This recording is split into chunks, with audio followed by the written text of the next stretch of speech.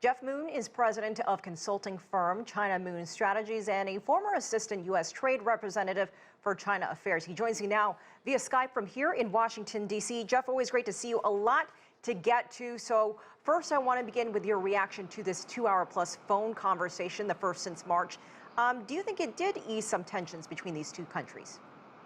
I think phone calls like this are very helpful. The two leaders have been talking every few months. This was the 5th time that they've had this kind of phone conversation. The conversation was more than 2 hours long, as Nathan said, with consecutive interpretation. That means that they had more than an hour of real discussion, and that's very positive. Every time that they have a call like this, there are other issues in the headlines. When they met the last time, it was Ukraine. Now that they're meeting, this potential visit with Nancy Pelosi is in the headlines. But the call was planned before this controversy that's coming up right now.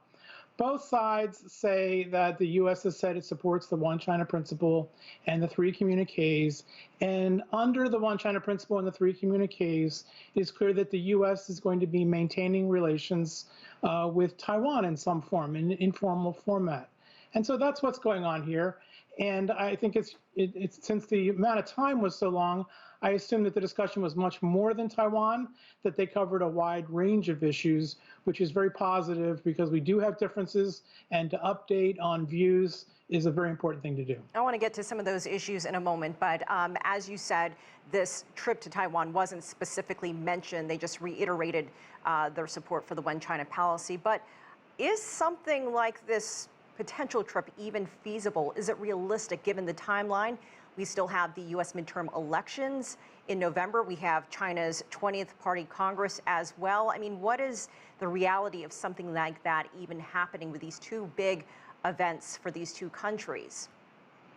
Well, the reality is that everybody needs to take a deep breath and calm down. The news about this came out through a leak. There has been no visit that's actually been announced. And so I think the press is talking itself into a conflict when there may not even be any kind of visit at all. And in terms of the One China policy, this kind of a visit is not without precedent. A previous U.S. Speaker of the House visited Taiwan. Newt Gingrich did that in the past. So this is not a new step. This is not new territory. I think you alluded to the fact that this is a sensitive period. And for that reason, I would argue that maybe the timing is not ideal because both of the leaders have very little flexibility because they're under pressure from home due to national elections, and both of them have domestic economic problems where they really ought to be paying attention rather than to issues like this. China's readout after the phone call was much longer, had a lot more detail than the U.S. Readout. And I want to read you about one of the issues China addressed first.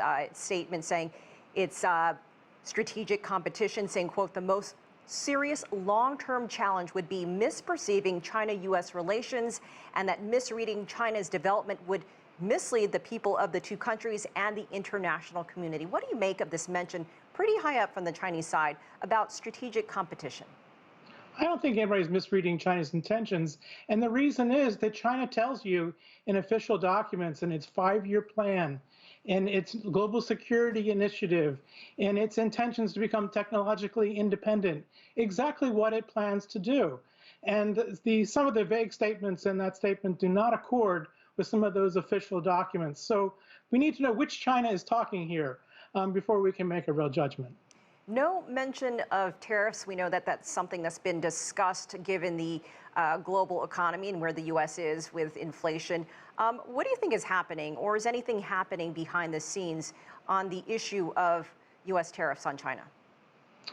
I think that economic relations probably came up during the discussion today, but the U.S. side made it very clear that there were not going to be any deliverables coming out of this meeting. This was a check-in meeting, was not for deliverables. So I don't think anybody in the United States expected that there would be an announcement about tariffs coming out of here.